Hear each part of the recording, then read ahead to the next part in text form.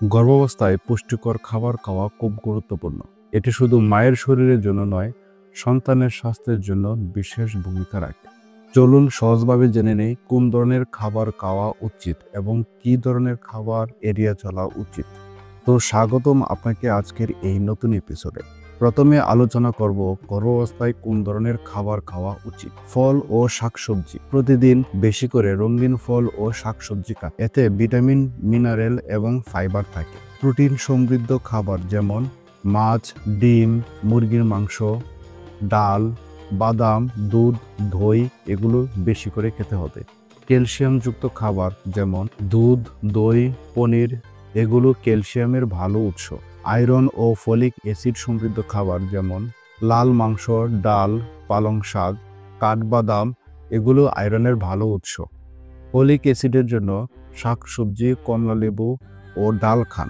Carbohydrate জাতীয় খাবার যেমন ভাত, রুটি, আলু এগুলো শক্তির জন্য ভালো। তাছাড়া দিনে পর্যাপ্ত পরিমাণ পানি পান করুন, যার ফলে কোষ্ঠকাঠিন্য এড়াতে সাহায্য করে।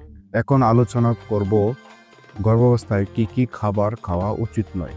কাঁচা বা কম রান্না করা খাবার যেমন কাঁচা ডিম, কাঁচা মাছ, কম সেদ্ধ করা মাংস এড়িয়ে চলুন। এতে জীবাণুর ঝুঁকি থাকে।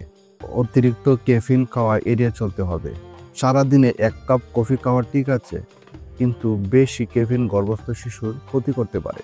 প্রক্রিয়াজাত খাবার যেমন চিপস, নুডলস, সফট ড্রিঙ্কস খাওয়া কমাতে হবে। এতে পুষ্টি কম থাকে কিন্তু ক্ষতি বেশি হয়। অ্যালকোহল ও ধূমপান একেবারেই বাদ দিতে হবে। এটি শিশুর জন্য মারাত্মক ক্ষতি করতে পারে। তাছাড়া ডাক্তারের পরামর্শ অনুযায়ী আয়রন, ক্যালসিয়াম, ফলিক অ্যাসিড জাতীয় ট্যাবলেট খেতে পারেন। একবারে অনেক খাওয়ার চেয়ে অল্প অল্প করে বারবার খান। হালকা হাঁটাচলা করলে, প্রসবকালীন ব্যায়াম করলে খাবারের ভালো হজম হয়। সুস্থ থাকতে হলে সঠিক খাবারের পাশাপাশি পর্যাপ্ত বিশ্রাম নেওয়া জরুরি এবং নিয়মিত ডাক্তারের পরামর্শ মেনে চলা উচিত। আপনি যদি নতুন হয়ে থাকেন তাহলে দয়া করে আমার চ্যানেলটি সাবস্ক্রাইব করে একটি লাইক দিয়ে পাশে থাকবেন। স্বাস্থ্যকর জীবনযাপন করুন, সুস্থ থাকুন, ভালো থাকুন।